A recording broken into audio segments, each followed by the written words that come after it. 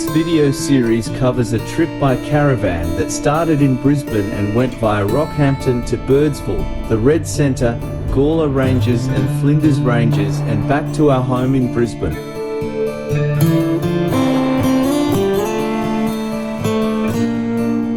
I started to make these videos to record the journey soon after the trip, but for some reason didn't finish the task. I have now done so. 17 short videos comprise the set. The series is titled West, Centre and Flinders. Here is the next part.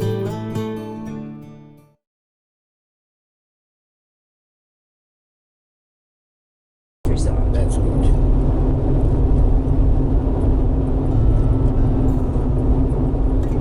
From the Barcaldine South rest stop we continued on to Blackall. We then turned west over the Barcoo floodplains to Isisford, but first about Blackall.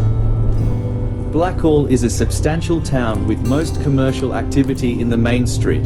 We drove the length of the main street, Landsborough Highway, in both directions before turning into Blackall, Isisford Road, where we checked out the Blackall Free Camp area on the banks of the Barcoo River, then had lunch by the river before heading for Isisford.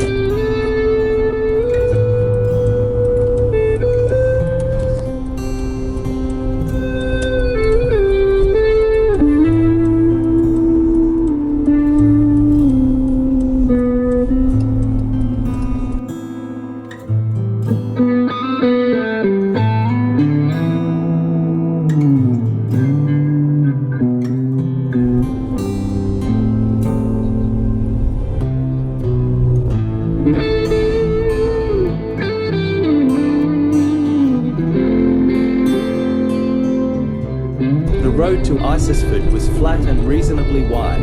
During this drive we saw the outcarpets of spring wildflowers. Evidence of recent rainfall was clearly displayed along the side of the road.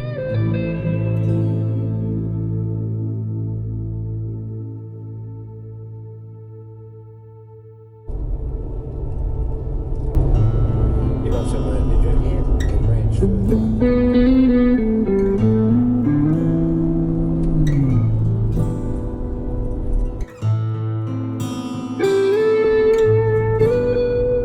Like many outback rivers, the Barcoo is not a single stream. The multiple crossings began as we approached Isisford. In common with many outback towns, a cattle bridge marks the entrance to town. Then you are in the main street and can see most of the town.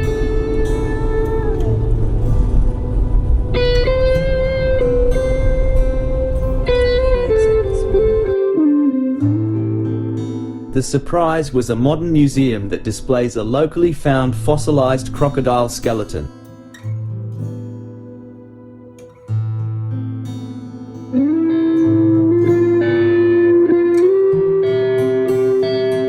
We spent the night in the camping area beside the Barcoo River, camped right where floodwaters run after heavy rain. No rain was predicted, but we still took a look at the sky before turning in.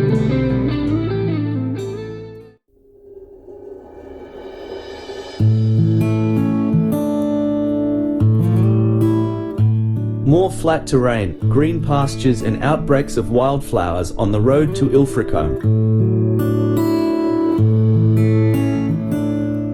Ilfracombe is known for the retired agricultural machinery that lines its main street.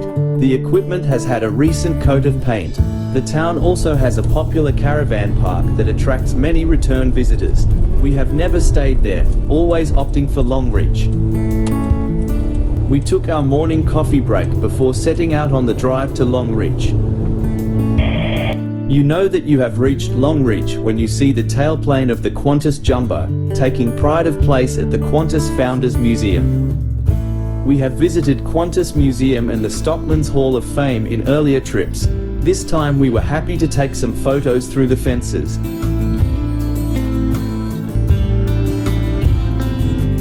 Finally, the caravan park with ensuite units, all in a row.